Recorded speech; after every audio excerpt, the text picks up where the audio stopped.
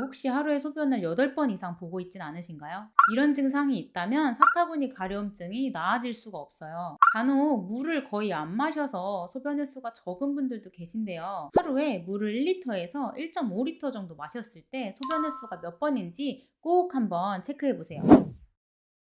안녕하세요. 아토피를 이겨낸 한의사 청아한의원의 신나경 원장입니다. 저희 한의원에서는 만성 피부 질환인 아토피와 습진을 가장 많이 진료보고 있는데요. 오늘은 그 중에서도 사타구니 가려움증에 대해 말씀드려보려고 합니다. 사타구니 가려움증으로 한의원에 내원해 주시는 분들이 생각보다 정말 많은데요. 대부분 민망하다는 이유로 치료를 미루시거나 또는 피부과에서 치료를 받아보았는데도 낫지를 않아서 이 치료 방법을 몰라서 방치했다고 하시더라고요. 시간이 지나면 항문이랑 고환, 엉덩이까지 퍼지는 경우가 많고 가려움증이 만성화되고 피부 손상 정도가 심해질수록 치료가 어려워지니까요. 오늘 얘기 한번 잘 들어보시고 본인에게 맞는 치료 방법 선택하셔서 증상 초기에 적극적으로 치료하셨으면 좋겠어요. 그럼 사타구니 가려움증 관련해서 환자분들께서 가장 많이 여쭤보시는 질문 몇 가지만 뽑아서 한번 답변 드려볼게요.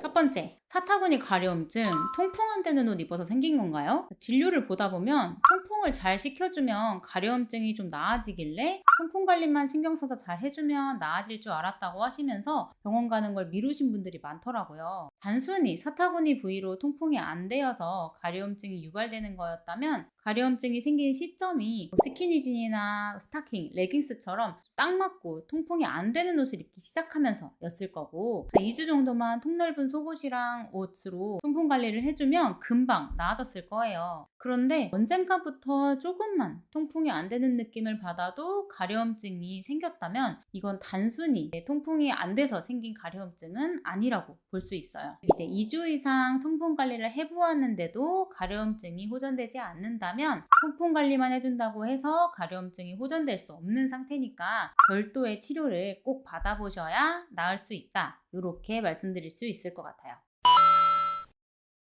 두 번째, 사타구니 가려움증을 유발하는 대표적인 질환은? 사타구니 가려움증을 유발하는 대표적인 질환으로는 완선이랑 습진이 있어요. 일단 이 완선이란 사타구니가 곰팡이균에 감염되어서 생기는 피부 질환을 말하는데요. 사타구니는 부위 특성상 살이 좀 접히고 습기가 잘 차는 곳이다 보니까 곰팡이균이 좋아하는 고온 다습한 환경이 만들어지기 쉽거든요. 이 발에 생기는 무좀도 곰팡이균 감염에 의한 건데 사타구니에 생기는 무좀 이 정도로 이해하시면 될 것 같아요. 이렇게 감염에 의한 경우에는 반드시 원인균 치료를 받아야 나아질 수 있고 원인균 치료를 한 2주 정도만 받으면 금방 좋아지는 경우가 많으니까요. 피부과에 한 번도 안 가보셨다면 꼭 가보길 추천드려요. 습진에 의해 사타구니 가려움증이 유발된 경우에도 생긴 지 얼마 안 되었다면 일단은 피부과 치료를 먼저 받아보시라고 권하는 편인데요. 스테로이드제나 면역억제제 연고를 한 2주 정도만 사용하면 좋아지는 경우가 되게 많거든요. 이 연고를 사용해서 2주 만에 가라앉고 재발하지 않는다면 이 연고를 쓰는 게 가성비가 좋으니까요. 사타구니 가려움증이 생긴 지 얼마 안 되었다면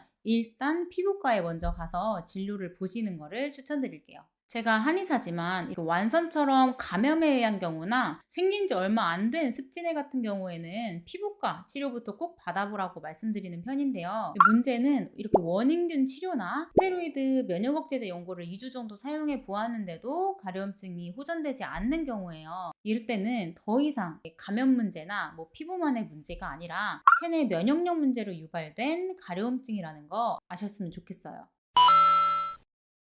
세 번째, 연고를 발라도 안 낫는 사타구니 습진의 원인은 여러분 하루에 물 1리터에서 1.5리터 정도 마셨을 때 화장실 몇 번이나 가시나요? 혹시 하루에 소변을 8번 이상 보고 있진 않으신가요? 이런 증상이 있다면 사타구니 가려움증이 나아질 수가 없어요. 간혹 물을 거의 안 마셔서 소변 횟수가 적은 분들도 계신데요. 하루에 물을 1리터에서 1.5리터 정도 마셨을 때 소변 횟수가 몇 번인지 꼭 한번 체크해 보세요. 하루 평균 소변 횟수는 4번에서 6번 정도고 한 번에 300cc 내외, 그러니까 종이컵으로 따졌을 때 한 2컵 정도 배출하는 게 정상적인 소변 양이에요. 그런데 하루에 8번 이상 소변을 보거나 소변을 보고도 시원하지가 않아서 마지막에 좀 쥐어 짜내듯이 보는 습관이 있다던가 잔뇨감이 든다던가 소변이 한번 마려우면 참기가 어려울 정도로 확 갑자기 마려워진다던가 자다가 깨서 중간에 한두 번씩 매일 소변을 보러 가는 증상, 이런 거 모두 배뇨 기능이 좀 약해져 있다는 거를 뜻해요. 소변 문제랑 피부 문제랑 관련이 없다고 생각하시거나 자연스러운 노화 현상이라고 생각하셔서 치료할 생각을 하지 않는 분들이 많으신데요. 소변 문제가 있다면 이 부분을 해결해 주는 게